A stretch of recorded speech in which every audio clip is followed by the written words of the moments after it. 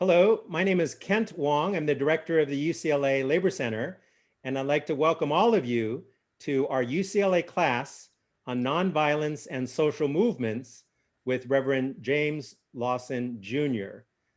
Today's session is on nonviolence and the farm workers movement, and we are so thrilled to have with us one of the founders of the United Farm Workers of America, Dolores Huerta. My beginnings in the labor movement were as a boycott organizer when I was in high school and in college. And the first time I met Dolores Huerta was when she came to our campus, to UC Berkeley, to inspire a group of student activists who were engaged in the Great Boycott. And from that time forward, Dolores Huerta has been one of my heroes, one of my mentors, and someone who I've always looked up to, who has advocated for the rights of workers, the rights of immigrants, and through embracing the philosophy of nonviolence.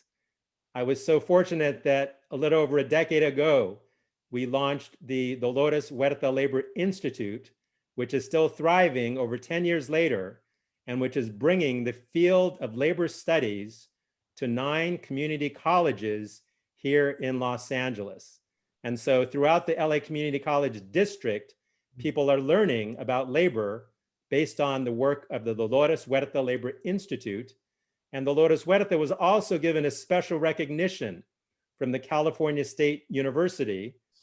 On every single CSU campus in the state of California, each campus has something that recognizes and honors the legacy and tradition of Dolores Huerta.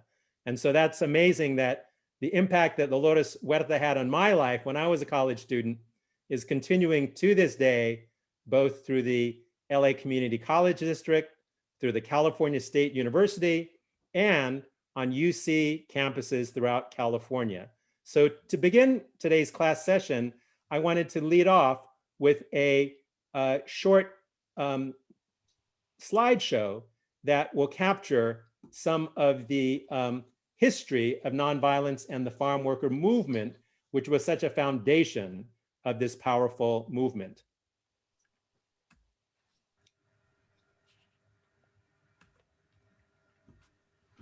Let me just back up for 1 second and pull up the right slideshow.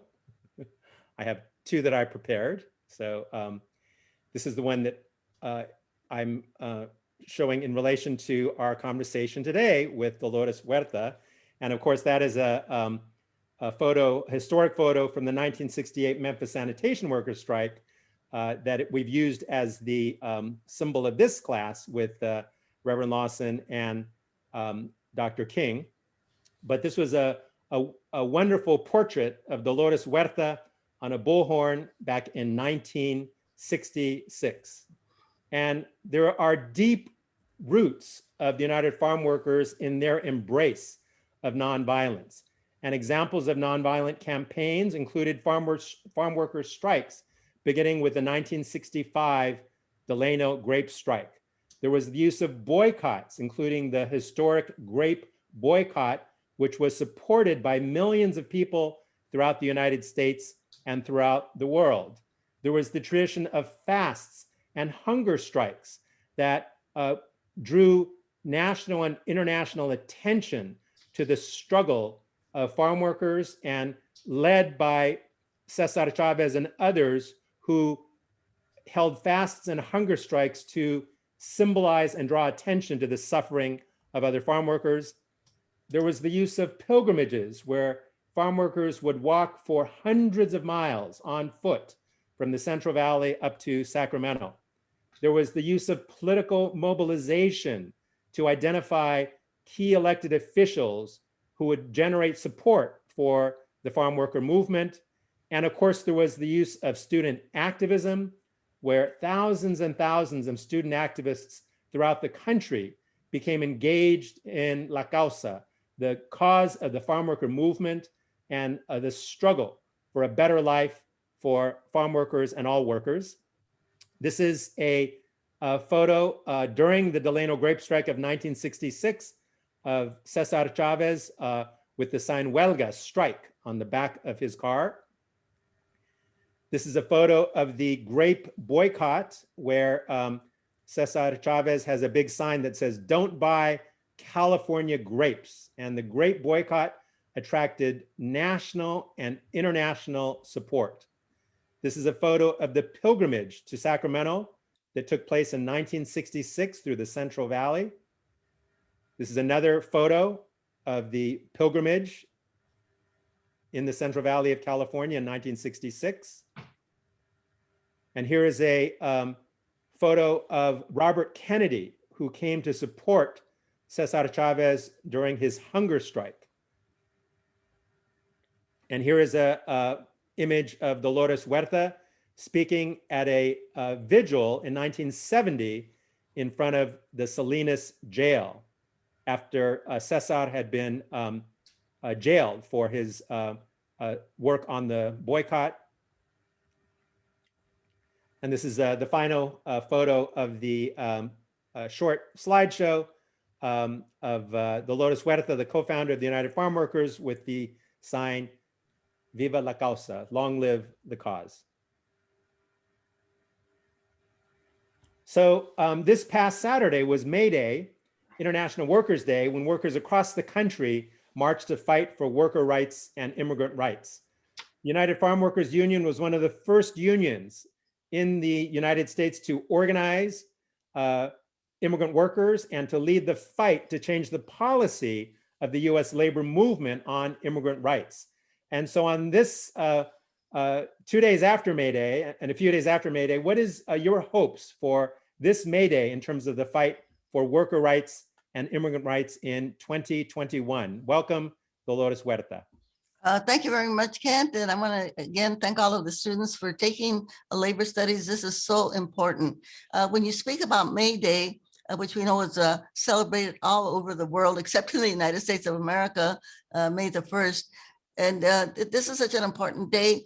And it resulted because workers in Chicago at the turn of the last century were really demonstrating to get an 8-hour day. Well, we all know that we did get the 8-hour day, but unfortunately, those labor leaders that fought for the 8-hour day, we don't know their names. And maybe in the labor studies program, you have been able to research and find out the names of those labor leaders. And the thing is that for all what they did so that we could get this 8-hour day, which we today enjoy, they were executed, they were hung. And this is not included in any of our books that we have. And this is why labor studies is so important, so that we can get those lessons included.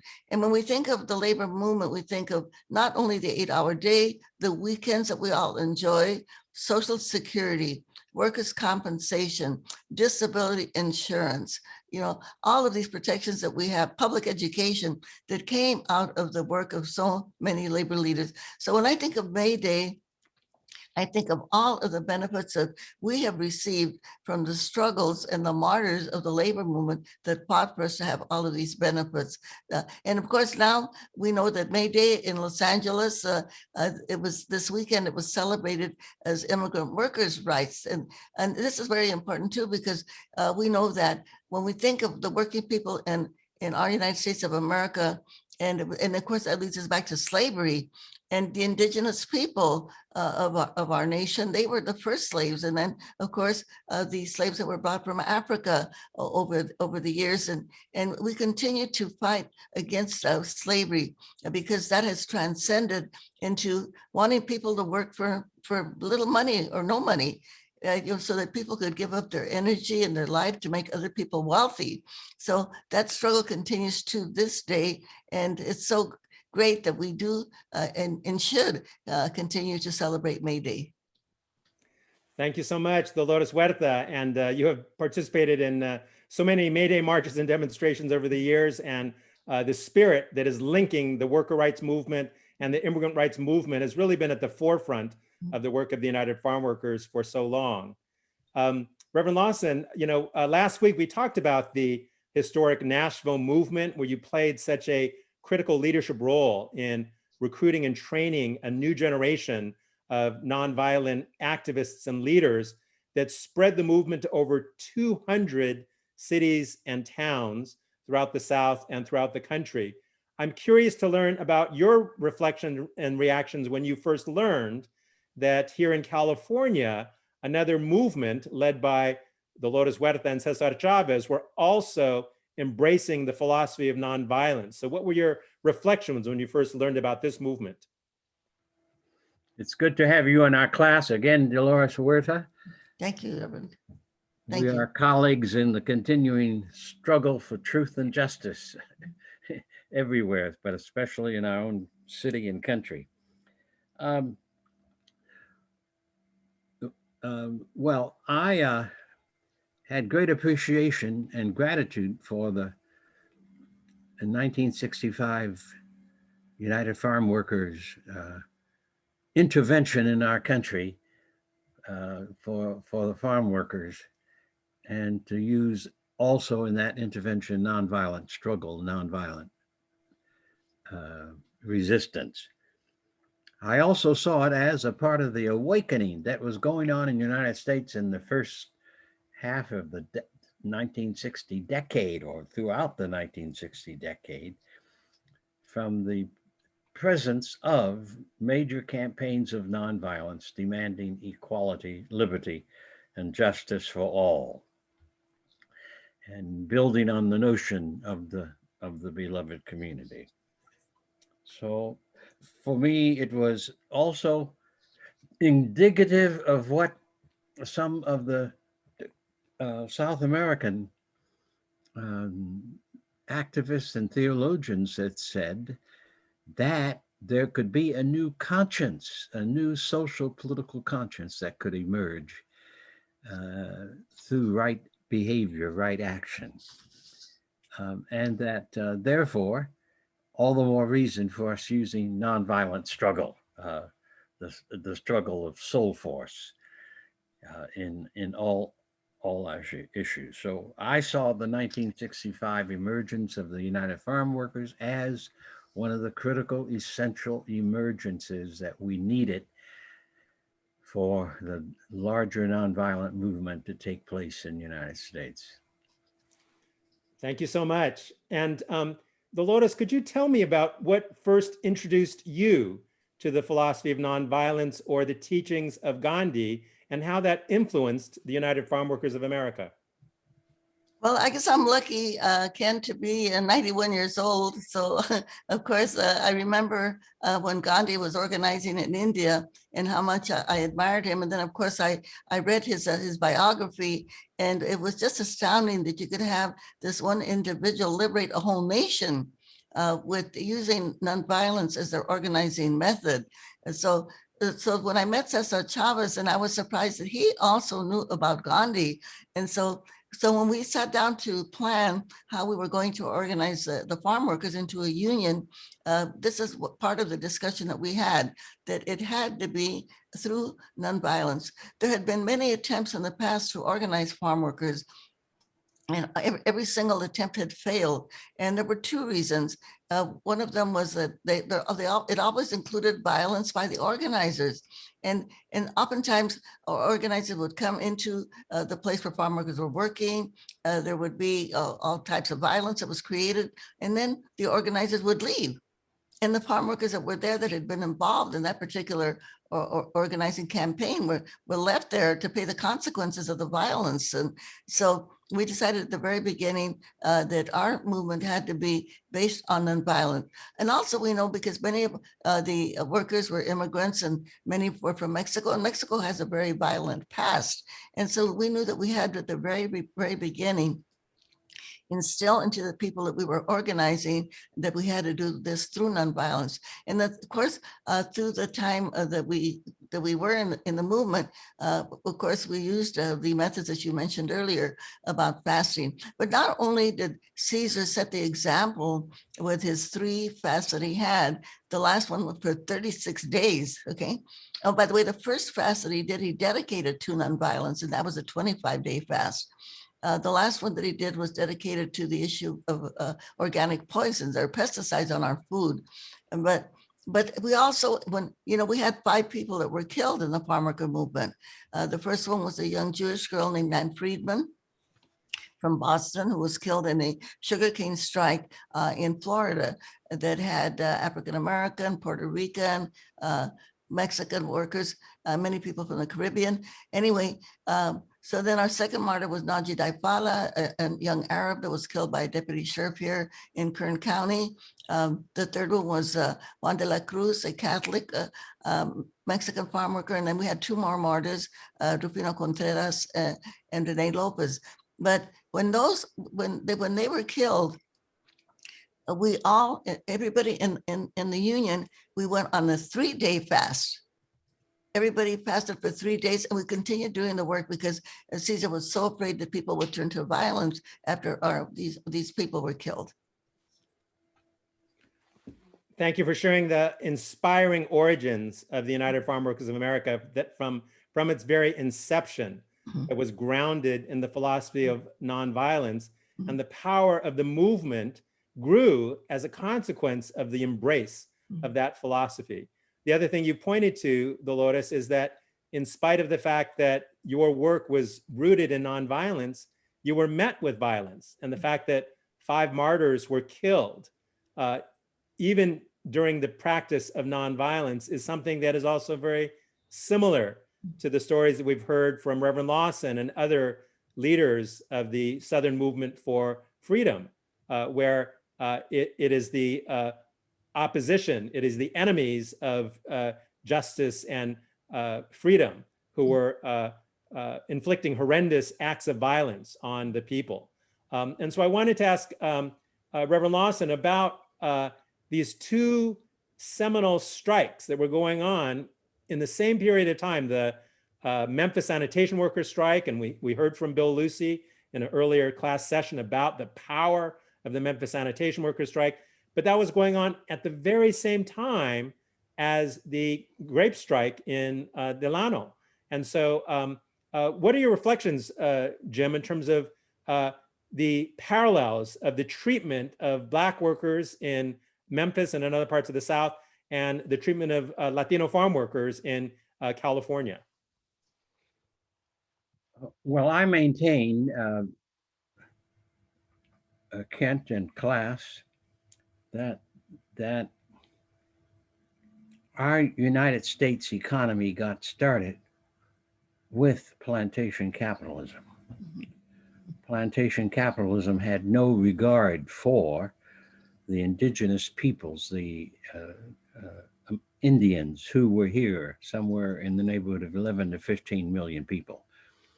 And then as they started slavery, they had no regard whatsoever for the work. That solidified the opinion of the economic structures, which saw the worker primarily as a piece of property and not as a full human being. And so that history, which we don't want to acknowledge, defining people as property, not as human beings, is one of it is maybe the most serious intellectual and spiritual barrier to having an economic order which is just to all of its working people. So in that sense, the sanitation worker came up with the slogan, "I am a man," which essentially is saying, I'm not a piece of property. I am not a thing. I am not a slave. I am not an inferior act of God's creation. I am a full-blooded human being in the image and design of God. So that's in my judgment, that's a critical part of the fight against injustice and torture. And I am reminded of something out of the scriptural tradition of which I'm a part. There's a man by the name of Jesus of Sirach, 180 years before Jesus of Nazareth, who's an extraordinary teacher in a book that's not in the Bible, but as far as I'm concerned, should have been in the Old Testament. Anyway, Jesus of Sirach says that when you withhold wages from your workers, you commit murder. That's a it's a shocking, radical kind of statement from a scriptural perspective. When you deprive them of their wages, you take their bread from them, you commit murder. That has informed me for a very long time in my work as a person wanting to see the emergence of unions all across this country for all working families, for all working people, because that's the only way this nation is going to dismantle plantation capitalism and allow economic equality, economic justice, economic access to emerge and to embrace all Americans. Thank you, Jim, for grounding this conversation in this whole notion of plantation capitalism. And there are such strong parallels between the slave system and the treatment of Black workers in the South historically to the treatment of Latino and other workers of color in the fields of California. Oh, absolutely. Oh, yes, no doubt. The anti-labor union, anti-organized workers business in the United States is unparalleled in Western civilization history, which in itself indicates that our country has been so far behind any kind of altruistic understandings of justice and truth. And indeed, not only were there so many strong parallels between what was going on with the Memphis sanitation workers strike, lifting up the slogan, "I am a man," with the slogan that the farm workers were lifting up in the same period, "Si se puede," to fight for basic justice and dignity for farm workers that had been denied for generations. And so, Dolores, I was interested in your reflections on how you saw the teachings of Dr. Martin Luther King Jr. in the very same time when you were building this powerful movement in California, and what inspiration you may have drawn from what was happening in the South. Well, I think what Reverend Lawson just said about just the slogan, "I am a man." So the growers, the plantation owners, because I call them plantations here in California, because the agribusiness people here, that'd be like Dole, which is one of the plantation owners here, has probably over 20,000 workers on this one company. And the slogan, "I am a man," and what these employers would do is deny the humanity of the workers by not even providing them bathrooms in the fields, but not providing them toilets. And that really meant that they were not human beings, that they were like animals, that they didn't even have bathroom facilities out there. And can you imagine? And so half of the farm worker population are women, and how devastating that was for them. And drinking water, provide drinking water for them while they're out there working in the hot sun. So I think that slogan, "I am a man," it says a lot, because workers are human beings, and they are entitled to have a living wage and be able to support their families the way that they should. So the parallels between the farm worker movement and the civil rights movement, you might just say that they are one movement.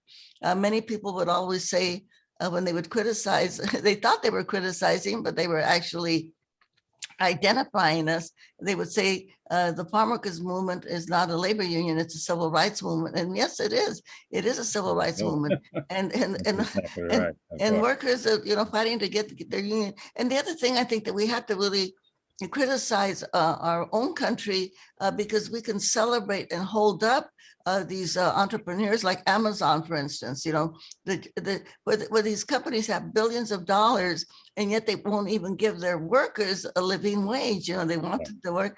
And they talk about a $15 an hour minimum wage. I mean, really, our minimum wage, even to have people just have the bare necessities that they need, like shelter and food, it should be $30 an hour. And so here people are fighting for $15 an hour, which is something that we should have had maybe 10 years ago. So, the fact that Dr. King was able to include fighting for the workers, the sanitation workers, where he was killed, that was such a very bold step for him to take, especially when he had so many issues like voting rights that he was working on. And by the way, I was there at that march, Reverend Lawson, that took place there in Memphis after Dr. King was killed. Is that And right? Oh, good. yeah, and as we were marching, it was really interesting because it was so quiet. Nobody was speaking. Yes, that's right. You could have heard just the footsteps of the people, but right within arm's length of where we were marching,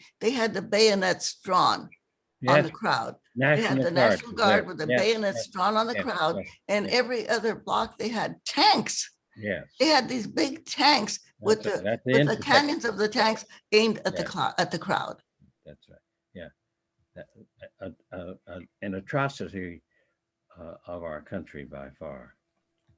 I mean, what you raised, Dolores, is so powerful because even though the United Farm Workers was a union, Mhm. it was also a civil rights organization. It was Right. also a human rights organization. It was also a immigrant rights organization. And,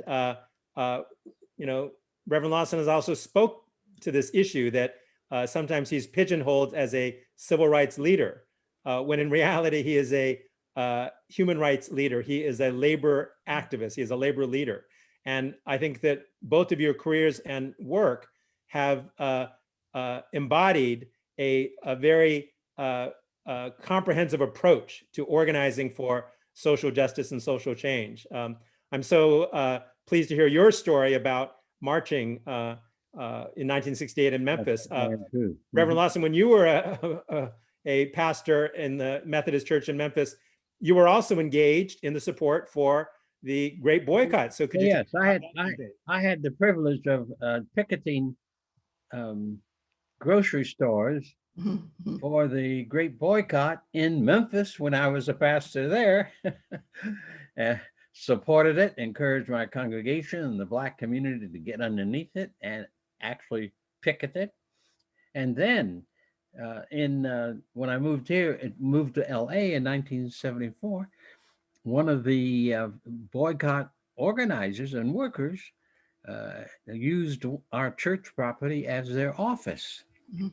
to do the organizing. So I joined a boycott effort in Los Angeles, and again I picketed grocery stores on behalf of the Great Boycott. So absolutely, and I do see that there's a common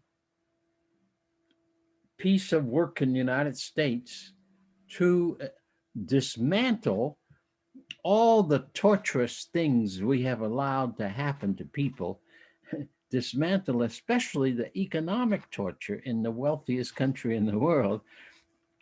So that's an issue that should run through every movement for truth and justice in the United States. Every nonviolent movement, every struggle needs to have that sense of economic justice in their work. So yes, I was able to support the economic boycott and encourage it from my pulpit and from various campaigns in the cities as well. Absolutely. I saw it as a part of my work.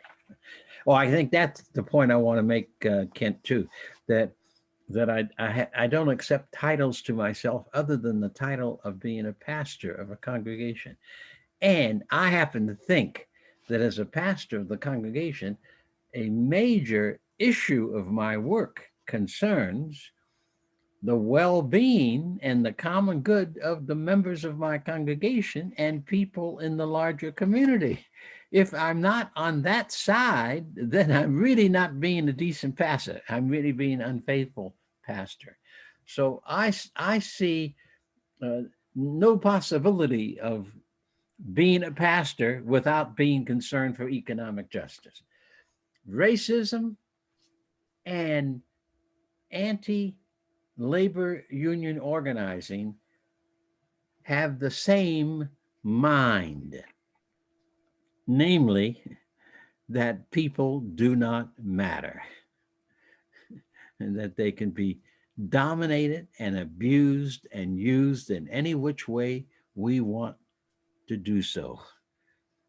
Uh, and both, I think, Jesus of Nazareth and Jesus of Syriac are people who insisted that working people must be treated with human dignity and with the benefits commensurate with their labor. And Reverend Lawson, I use your words, I quote you a lot about when you say we have to dismantle the systems of oppression. yes, And Kent, we should put that on a t-shirt. Okay. that's a good idea. And attribute that saying Yeah, to Reverend Lawson, so that, yeah, because that is what we see that our young people are protesting for yeah. today. Mhm. They are saying we have to dismantle the systems of oppression. And I think that the way that you make that statement, it says it all. It says it all. You know, the racism, as you said, the anti-labor sentiments, and that we've got to somehow create that kind of government that can ensure that we can do this. And we can only do that by dismantling the systems of oppression that exist. So thank you, Reverend Lawson, for that Yes, statement. I will make a pledge here and now that the next t-shirt that the UCLA Labor Center puts out will be with that quote. We will dismantle the systems of oppression, and I will credit both of you on that t-shirt. No, credit Reverend Lawson, because he's the one that said it, and I use I'll credit the slogan on dismantling the systems of oppression, and I have Si se puede with Dolores Huerta on the other side. So, Okay. I pledge that we'll get that t-shirt out, in All the right. next few months. Yeah. That'd be great. Mhm. One of the benefits of our labor studies program is to reclaim a history that is seldom taught in the schools. And Yes, the that's right. powerful history of the United Farm Workers, the powerful history of the Memphis sanitation workers strike. The reality is that even though the National Labor Relations Act gave millions and millions and millions of workers the right to form and join unions, farm workers were excluded from the National Labor Relations Act. Agricultural workers were excluded.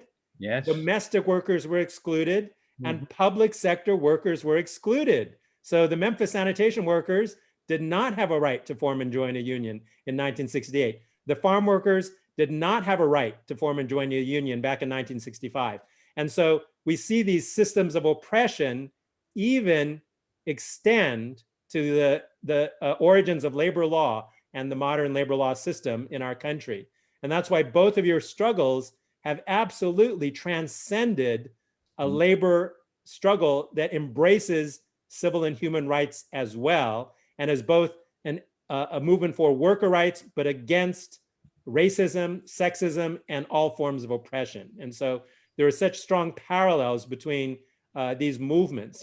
Dolores, I know that we showed that slide of Robert Kennedy coming in solidarity with Cesar during the strike. We also know that later, Robert Kennedy's widow, Ethel Kennedy, and Dr. King's widow, Coretta Scott King, also came to support Cesar Chavez during a fast and during the movement to organize farm workers. This took tremendous work to build a national movement from a movement that grew out of the Central Valley of California. So could you talk about that process of building a national movement behind the United Farm Workers? Well, a lot of people don't realize that building the movement was very painstaking. And before we had that strike in 1965, we had actually started organizing in 1962. And we did it through having house meetings. You as a boycott organizer were probably exposed to that, where we met with families in their homes up and down the San Joaquin Valley, explaining to them how they could really get out of the enslavement that they were in, but that they had to do it for themselves. And as you know, Fred Ross Sr. is the one who taught us the house meeting method of organizing, which he had learned when he was organizing farm workers in, I believe, in Orange County. But when he organized to dismantle one of the systems of oppression there, where they had the Mexican kids in one school and the white kids in the other. And Fred Ross was able to get rid of that segregated system here in California by organizing the parents and changing the school board, et cetera. but using that method that Fred Ross Sr. taught us. So we organized actually for 3 years in people's homes before before the strike. And actually our plan was to organize for another 2 years till 1968 before we called a general strike of all of the farm workers in the Central Valley. And of course that was preempted when the Filipino workers went on strike. Larry Itliong, one of our leaders also. And when they went on strike, then we had to jump in and support them. So, but then everything turned out, you know, that we all worked together and we were able to, and it's interesting though, although we consider the strike as of course a nonviolent action, but there was a lot of violence that was aimed at the people that were at the strikers. But when we did the boycott, the Grape boycott, then that was really a nonviolent action that had so much power when just by the simple act of people not eating grapes or not shopping at stores, that brought the growers to the table. And when we think about that power, that so many people, 17 million Americans just said, we're not going to eat grapes, okay? And we're not going to buy grapes. And that brought the growers to their knees. And I think that is such a great example that we should copy over and over and over again as we are trying to, again, bring justice to our country. And I want to piggyback on that by saying that we choose nonviolence. We know it was an intervention by Gandhi in 1920, 1930, 1906, but we choose nonviolence because it is perhaps the oldest form of resisting injustice in human history, but never written about, appearing only in occasional places. For an example, the first civil disobedience was maybe 5,000 years ago by the midwives in Egypt the slave midwives who would not obey the Pharaoh concerning the killing of Jewish slave babies. Then in Egypt also, after that came in 1170, the first labor strike. Again, against one of the pharaohs who were demanding a better diet and better wages in 1170. So these things are not written about in human history. Historians tend to write about the wars and the hostilities and the Cold Wars and the power brokers of international policy, but they seem to exclude the fact that in reality, handling injustice and conflict through nonviolent, creative action is probably the older system for political and social change. So we use it not for reasons of passivity or reasons of fear, of violence. We use it because we know it's a very ancient system that needs to be recovered if in fact we're going to stop the violent societies around our world, and in the United States especially, and replace them with a way of managing ourselves that has in it the full dignity of human life. Well, thank you so much for grounding this conversation in the historic power of nonviolence, and in particular, in the decade of the 1960s, how millions and millions of people were inspired by the embrace of nonviolence with the United Farm Workers Movement, as well as with the freedom struggles in the South during the same period of time, and how many similarities and parallels truly existed between these two historic movements. Dolores, I'm so glad you lifted up the story of the role of Larry Itliong, and the other Filipino leaders, Philip Veracruz, Pete Velasco, and that indeed it was a merger between the AWOC and the National Farm Workers Association that led to the birth of the United Farm Workers of America. And that's another link that I see between what was going on, that there was multiracial unity that was being built between Latino and Filipino farm workers that built power together. And similarly, in the South, there was multiracial efforts, through the Highlander Center and through others that saw that in order to build a broad-based, nonviolent movement, there has to be, multiracial solidarity. So could you talk about that particular aspect of the role of organizing? Well, in the farm workers movement, we actually had Black workers, had a lot of Puerto Rican workers, and we had some of the Okie workers, okay, that, people that came in from during the Dust Bowl people. So yeah, we had a very, very diverse group of strikers. And the Puerto Rican workers, of course, were very militant. And they're the ones that really taught us how to picket, because I remember the first day of the strike, we all went out one person to a field, and then of course right away people were beaten up, people were having to escape being run down by a car, and people were being shot at. And the Puerto Rican workers said, "You don't do it that way. You all have to come together in car caravans and never go out there in a field by yourself." So we were teaching each other about how to do the work of striking. But I think that was, and that is of course really important too, because when we have diverse groups and diverse ethnic groups come together to fight for one purpose, that builds that unity and that brotherhood and sisterhood that people need when we're trying to challenge the system and trying to change it. So it's very, very important that we always keep that in mind. And by the way, also the inclusion of women, of course, who were a very big part of the strike. Yes, absolutely. And Jim, did you want to reflect on that as well? I know that you've already lifted up the powerful role of women in the Montgomery bus boycott, in the Nashville sit-in campaign, but this whole notion of the conscious effort in developing multiracial unity through these campaigns. Well, in the Southern movement, that had a very different dynamic in it because it was very small with the segregated system and Jim Crow laws.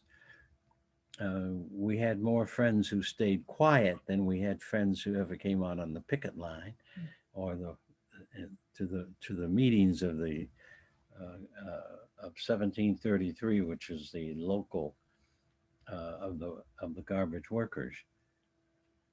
But I would lift up though the role of women, especially because if you study carefully the Montgomery bus boycott, the first major nonviolent campaign in the 20th century or in the mid 20th century, you'll see that it was women who actually pressed the petitions of the Black community against the bus company and the mistreatment by the bus company, and who then eventually called for the boycott.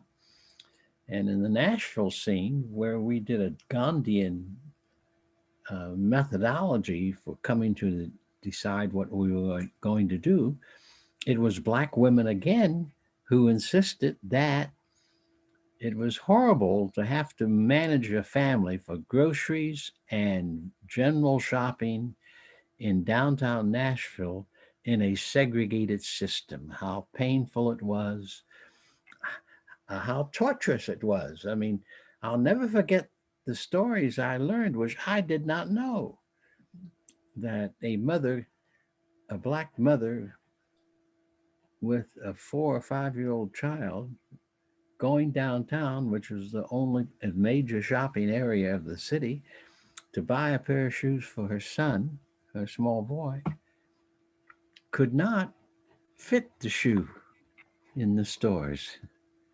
She had to take the shoe by sight. And women said this to us in trying to prepare how we were going to work.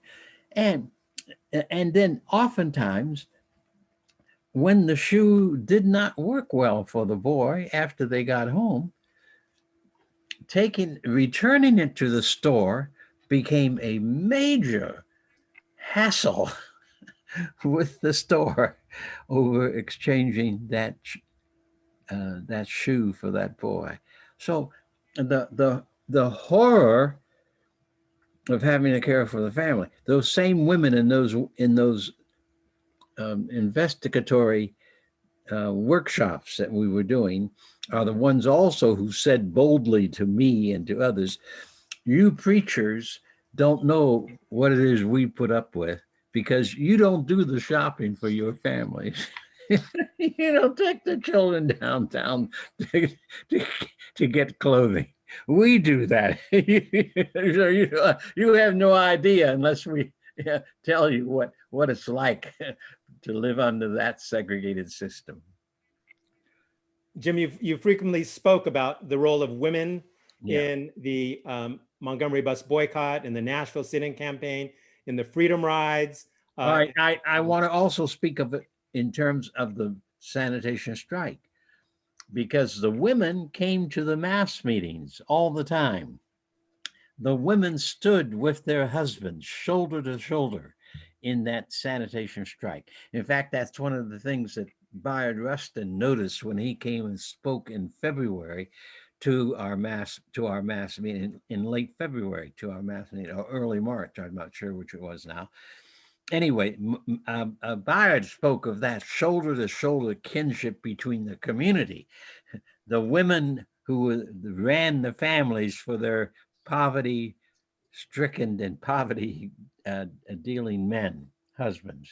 So anyway, women have played just a significant role across the country. And I should say, as a pastor, that this was true always in every congregation I pastored. Thank you. And Dolores, I was wondering if you could reflect on that, because as you know, our labor movement is very male dominated. Yes. We do not have, enough women who Yeah. play critical leadership roles in high-ranking posts in unions throughout the country. And this has been a generational challenge. So I was wondering if you could speak to this issue of how you see lifting up the role of women within the labor movement and some of the battles that you have had to take on with regard to gender discrimination and sexism within the labor movement itself. Well, before I do that, I just want to second what Reverend Lawson said about Bayard Rustin. Bayard Rustin was one of the greatest organizers, I think, that has ever existed. He organized the March on Washington, and he has never been recognized for his organizing abilities. When we started the Great Boycott in New York City, guess who the first person we met with? Bayard Rustin.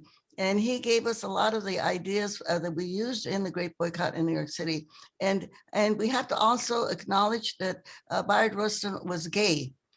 And I believe that's why oftentimes he has not been celebrated, and his lessons on organizing, I don't know if anybody ever wrote them down, but he is somebody that we should really look up to for his great organizing talents that he had. And when we look at the labor union and women, we know that is changing. Back there when we started the farm worker movement, there were only 2 women that had any kind of a high position in the labor movement. Myself and this woman who she was the head of the APTRA, or one of the actors unions. I think it was APTRA. There were only 2 of us. Now we look today and we have women that are Mary Kay Henry, the head of SCIU, one of the largest labor unions. And so we look throughout the whole labor movement right now, and throughout California, the majority of the labor councils are headed by women. We know that Maria Elena Durazo, who was the head of the LA Labor Council and now is our senator, our state senator in Los Angeles, a great leader. And so we do have women that are taking leadership. And we have to remember also that it was Black women that started the Me Too movement, right? And the Black Lives Matter movement. And we saw all of the great marches that we had after Trump's election, when you had women marching all over the world, right, to protest that particular election. And so I think that we definitely, Marian Wright Edelman, another great organizer that again was part of Dr. King's entree, you might say, and she started during the civil rights movement, who was so very active in the Children's Defense Fund. So I think that we see that picture is definitely changing, and we're not there yet.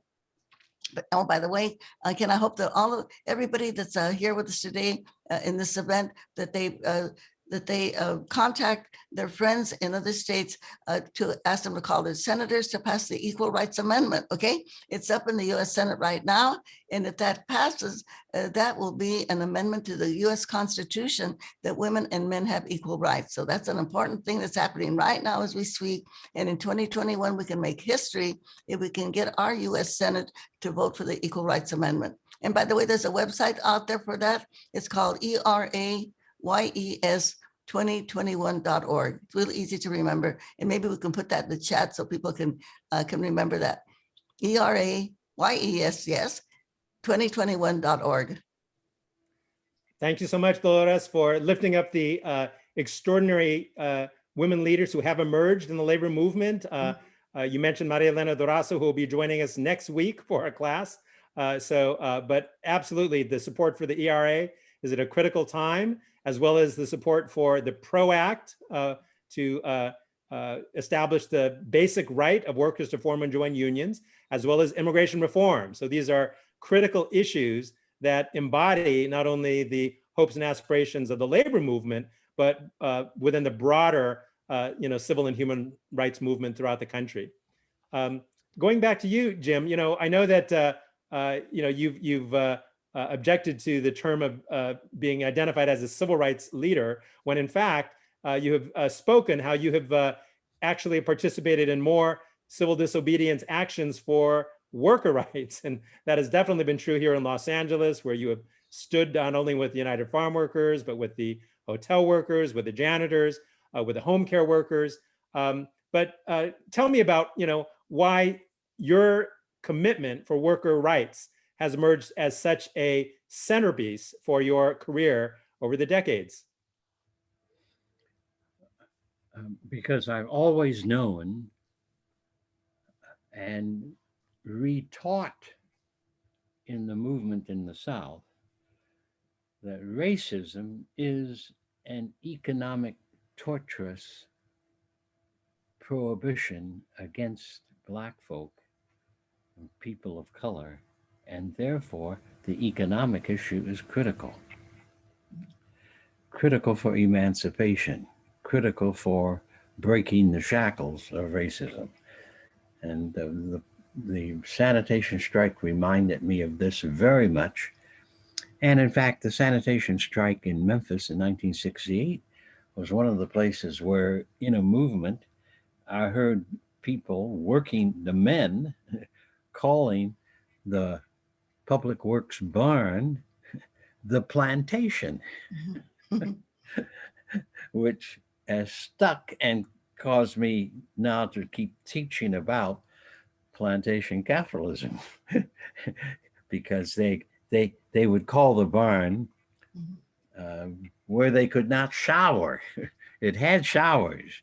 The white supervisors could shower, but the sanitation workers could not bring a change of clothes, shower in the barns, and go home clean at all. So for me, this issue is therefore a critical issue.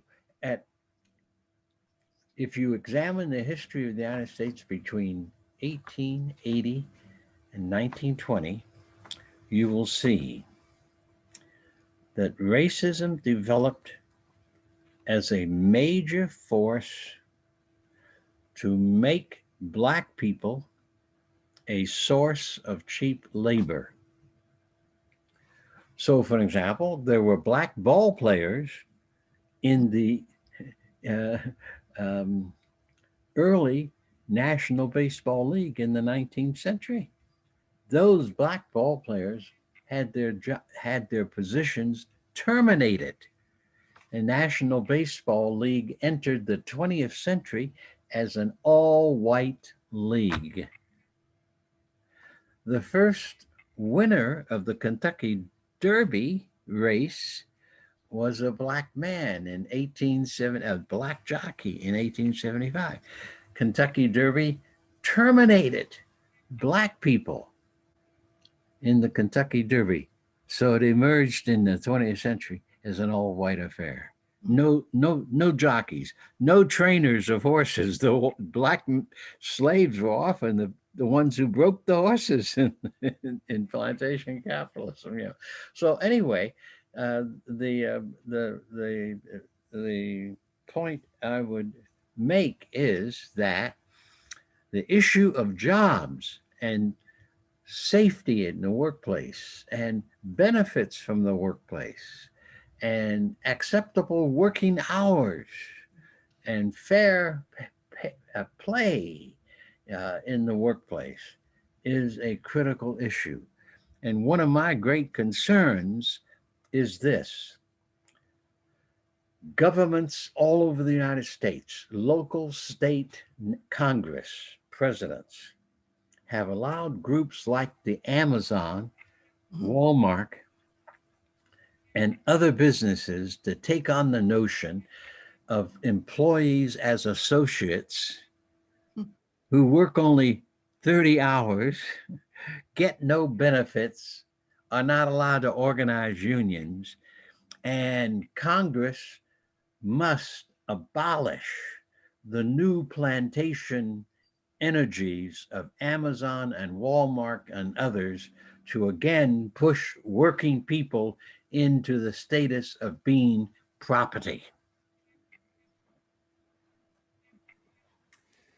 Yes, Thank and you. Thank you, and of Jim. course, one of the things that we know is they have passed laws to make boycotts illegal. Yes. And so we Yeah. have to really rely, like what I like to say is that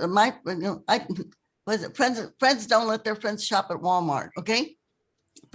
Friends don't let their friends shop at Walmart. But so what we have to do is we have to use what I call informational campaigns to let people know that Walmart has discriminated against people of color. Oh, yeah. They have deported it made it possible for immigrants to get deported, that their workers are not given a full week of work so that they don't get health benefits. And it's not only Walmart and Amazon, it's also all these fast food places like McDonald's and Taco Bell, where they don't even give workers a full week of work. All of these practices that have just become normalized as the way that workers are mistreated. And so, going back to the whole issue of nonviolence, I think we really have to start using nonviolence and using informational campaigns. If we can't do boycotts, if people just say, okay, well, why don't you think twice before you buy at McDonald's, or you eat at McDonald's, or you shop at Walmart. And the unions have been hamstrung by some of these restrictions now on the nonviolent campaigns that they can do. So I think that we have to really make it our Yes, mission that's to right. really teach nonviolence in all of our schools. We just got ethnic studies finally, where we're going to have ethnic studies finally coming, at least at the high school and the community college level and the state college level. But we have to start getting, we know that we have to get that down into elementary schools, because the racism starts when the kids are in kindergarten. But also we have to get the whole issue. Oh, by the way, voting is a nonviolent act. Oh, yes. Voting is a nonviolent it's act. in literature. Yeah, It's and in if we can get civic studies and include nonviolent practices as part of our civic studies in all of our schools, I think that will strengthen and Yeah, give the good-hearted Americans, which we know are the majority in our country, give them the tools that they need so that we can again dismantle these systems of capitalist plantation oppression. Mhm. Well, Exactly. thank you so much. Our time is up. I just want to let both of you know that it has been such a honor and privilege to have learned from both of you over the course of my career and my life. And I'm so thrilled that we'll be able to continue to encourage our students and the leaders of tomorrow to follow in your path, in a path of justice, of worker rights, of racial justice, and in embracing the philosophy of nonviolence to make lasting change. So thank you so much, Dolores Huerta, for joining us this week. And please join us again for all of our students and viewers next week, when we'll be joined by Maria Elena Durazo to talk about the transformation of the Los Angeles labor movement. Mhm. Very good. Thank you so much, Dolores. Thank you, Thanks, Kent. Kent. And thank you, Reverend Lawson. Thanks, Kent.